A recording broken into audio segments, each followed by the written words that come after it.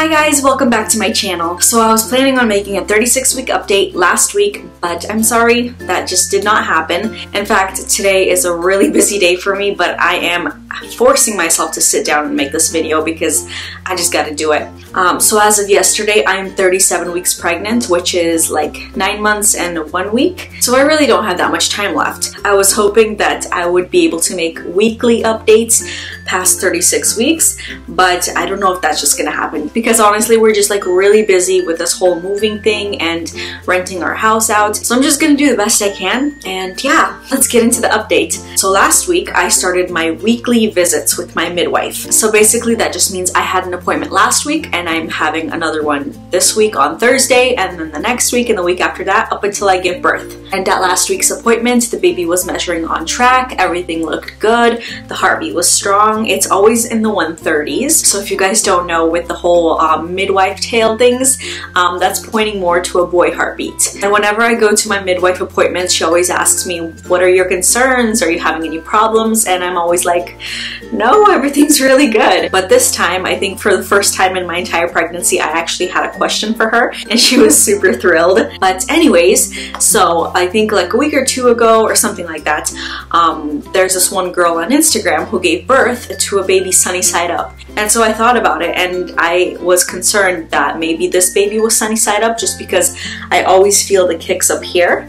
And then I was also wondering if Theron was sunny side up because I couldn't remember. So I asked my husband first and he said yeah, he thinks that Theron was sunny side up because he remembers his head facing up. And if you guys don't know, sunny side up babies, that's not a good thing. So anyways, at this last appointment, I asked my midwife if Theron was a sunny side up baby, and she said no, he was not. It would have been noted in my records because she's not the one that delivered my baby last time. Someone else did, even though she was my midwife. But she was just not on call at the time. Anyway, she said that they make a really big deal of sunny side up babies, and it would have definitely been in my record. And then I asked her if this baby was sunny side up, and she said no, she can clearly feel the back here, and if it was a sunny side up baby, the heartbeat would have sounded a little bit different when she was trying to get it. So yeah, basically she just reassured me that this baby is not sunny side up and I have nothing to worry about. So let's see, what else? At my appointment, my midwife asked me if I wanted to check how far or how dilated I am, and I told her no. I mean, last time around with Theron, I had her check every single week how dilated I was, and it was honestly just like a big disappointment because every single week I was just 1 centimeter, and it really doesn't show too much of when you're gonna go into labor just because you can be dilated like 3 centimeters for weeks and weeks. So I was just like, I really don't want to go through that again. It's kind of a hassle. So basically I'm not planning to check how far dilated I am until I guess I get to the hospital or something like that, but who knows, I might change my mind. Okay, so moving on from my appointments. So I still get this question a lot, and I just wanted to say that yes, this baby is still a surprise gender. We have not found out. We have not found out secretly, and yes, we are still planning to wait until birth. Honestly, at this point, it's really not that hard. I have everything I need that's gender neutral, and I'm not worried about anything like that. And I'm honestly just super excited to find out the gender at birth. And we'll see. If this one goes really well, then we might do this for the rest of my pregnancies. And then moving on from that, let's talk about baby movement. So I don't know at what point, but you're supposed to start doing kick counts. I think it's at 36 weeks, but I'm not sure. So basically you're supposed to be monitoring how often your baby kicks and basically if the baby movements slow down or not. So at my last appointment, my midwife told me to start doing kick counts, and I told her that honestly, it is not necessary because this baby kicks a ton. Like honestly, it still feels like this baby is more awake than not. So yeah, baby's kicks are mostly like up along the top here, and then sometimes baby gets really flexible and the kicks are down lower. Okay, what else? So let's talk about sleep. So most nights I am getting up 2 times at night to go pee, and that's if I don't have anything to drink before bed. If I do have something to drink before bed, I'll go maybe 4 to 6 times. So yeah, if I get up 2 times at night, that's a really good night for me. And then next up, let's talk about workouts. So I stopped working out for a couple weeks when I was sick because I really just wanted to get better, but I started working out this week again. And the workouts that I do are Body Fit by Amy, and it's just here on YouTube. And her workouts are like just my type, so I am planning to continue working out until I give birth. Sorry, the clouds are like getting in the sun's way, and so my lighting is changing. So 37 weeks, let's talk about the symptoms that I'm having. Heartburn, Very rare, but it does happen, like depending on what I eat. And then of course difficulty breathing because baby is like squishing my lungs. And then I think I have been already for a long time, but I am doing the little pregnancy waddle. I'm just waiting for the baby to drop so that my breathing gets easier. But I just know that it's gonna make my pelvic pressure a lot worse, and that's another symptom that I've been having is the pelvic pressure, and a lot of it is from holding Theron. I keep holding him on my hip, which I am not supposed to be doing, but I don't know, I can't help it. And then of course I'm tired, always tired. If I go and I like try to cook a meal, I will have to sit down multiple times while cooking because it gets too hard on me. And then the last symptom that I am having is Braxton Hicks contractions. So I didn't have them with Theron. I think I had one, but this time around I am getting them a ton. Maybe like, I want to say like 20 contractions a day, depending on if I'm active or not. And usually warm baths or drinking water will help get rid of them. But yeah, they still happen on a daily basis. And I will say that they are not painful. They're just very intense. So at this point, I have a lot of things done and ready for the baby. All the baby clothes are washed, the swaddles are washed. I pretty much bought everything I need to buy. I just need diapers. I'm planning to make a run to Target one of these days and grab a couple boxes. My hospital bag is almost completely packed. I just need the last minute items like chargers, my phone, my camera, you know, stuff like that. And then my birth plan is all printed and ready to go. The only thing I need to do is clean my car out, which we're planning to take my car to an interior detail person so they can clean out my car like really good. And then after that I gotta install the car seat, and then that's it. I'm ready to go. Oh, and there's one more thing I need to do. So I told my husband that I want to move out of the house before the baby comes, preferably like 2 weeks before the baby comes. I'm back. Let me see, where was I before my husband rudely interrupted me? Oh yes, so I do not have the crib set up for the baby yet, so I want to quickly move out of this house, move into the other place, and get the crib set up. That's it.